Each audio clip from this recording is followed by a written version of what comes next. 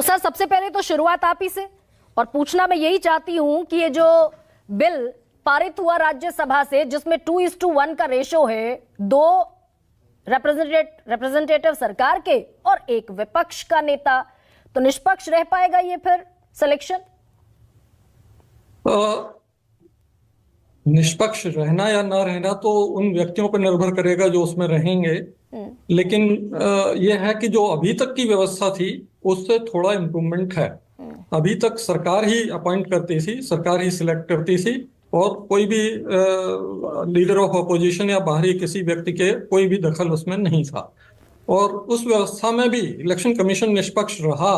ये माननीय सर्वोच्च न्यायालय ने 2017 में ऑब्जर्व किया है कि यद्यपि पार्लियामेंट में प्रावधानित अनुसार आपने अभी तक कानून नहीं बनाया है उनकी नियुक्ति और सेवा शर्तों के लिए, लेकिन हमें संतोष है कि आजादी के 70 साल बाद भी जितने भी चुनाव हुए हैं, जितने भी चुनाव आयोग बने हैं, मुख्य चुनाव आयोग बने हैं, वो राजनीतिक रूप से पूरे निष्पक्ष रहे हैं और उन्होंने सदैव निष्पक्ष चुनाव डिलीवर किए हैं।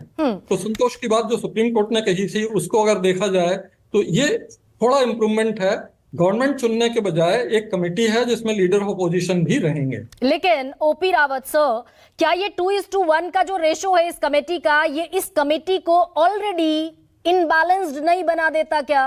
कि भाई 2 नुमाइंदे सरकार के हैं, वो सरकार की बात कहेंगे, 1 नुमाइंदा विपक्ष का है जिसके डिसेंट नोट की कोई वैल्यू नहीं रहेगी, तो फिर तो यही माना जाए कि इलेक्शन कमिश्नर जो चुना जा रहा है वो सरकार की मर्जी से चुना जा रहा है।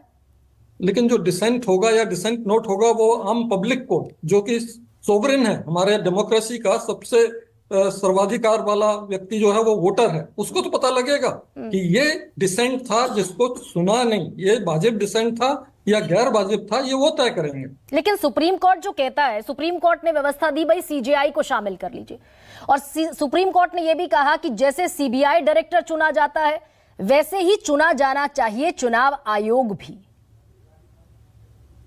देखिए, इस इशू पर मैं भी ये कहूंगा कि अगर सीजेआई का प्रावधान इसमें होता तो अच्छा होता, लेकिन चूंकि इलेक्शन कमीशन का नियुक्ति होना, इलेक्शन कराए जाना, निष्पक्ष रूप से संपन्न कराना, ये किसी भी हालत में सरकार की सबसे बड़ी जिम्मेदारी होती है। अगर इसमें कोई स्टेलमेट होता है या इसमें कोई ऐसा रुकावट आ जाती है तो उसके लिए सरकार जिम्मेदार होती है। तो मुझे ये लगता है कि जैसा सरकार ने सोचा है, कम से कम उस इम्प्रूवमेंट को देखा जाए और उसके आगे अगर कोई भी कठिनाई आती है तो उसका फिर निराकरण किया जाए।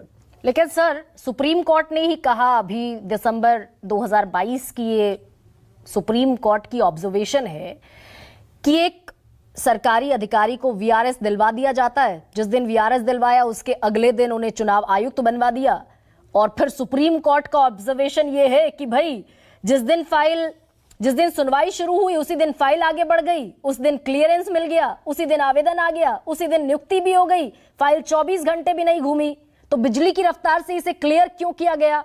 और ये हैंकी पैंकी कुछ है क्या इसके भीतर? ये सुप्रीम कोर्ट का ऑब्जर्वेशन है। नहीं, अगर उसमें कुछ भी गलत हुआ है तो माननीय सर्वोच्च न्यायालय अपना कोई फैसला देता कि भाई ये बिल्कुल अवैधानिक है, ये गलत है, लेकिन ऐसा कोई फैसला आया नहीं। तो सर, आपको लगता है ये इंप्रूव्ड वर्जन है, लेकिन परसेप्शन का मसला कहीं इससे सामने आता है क्या? बिल्कुल सही कहा आपने। परसेप्शन बिल्डअप जो होना चाहिए वो नहीं हो पाएगा।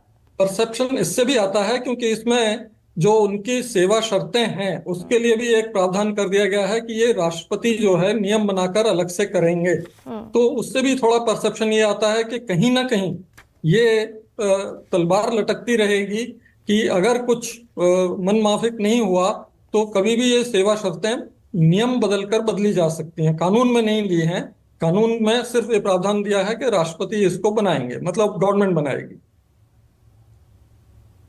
नहीं, मेरा सवाल थोड़ा इतर था सर, और मैं ये कह रही थी कि हम लोकतंत्र में परसेप्शन को बड़ी मान्यता देते हैं कि निष्पक्ष है, ये अलग मसला है, लेकिन निष्पक्ष रहते हुए दिखना भी है।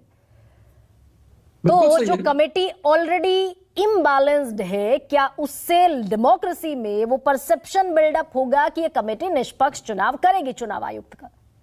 ये तो बिल्कुल सही कहा आपने। परसेप्शन ऑफ ये पॉलिटिकल अपोजिशन, पॉलिटिकल पार्टीज ने ऑलरेडी अपना बता दिया है।